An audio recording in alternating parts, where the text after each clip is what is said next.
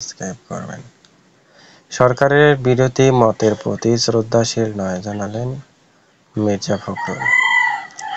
ক্ষমতাসীন আওয়ামী লীগ বিরোধী দলের মতো প্রতিযোদ্ধা নয় বলে অভিযোগ করেছেন বিএনপির মহাসচিব মির্জা ফখরুল ইসলাম আলমগীর।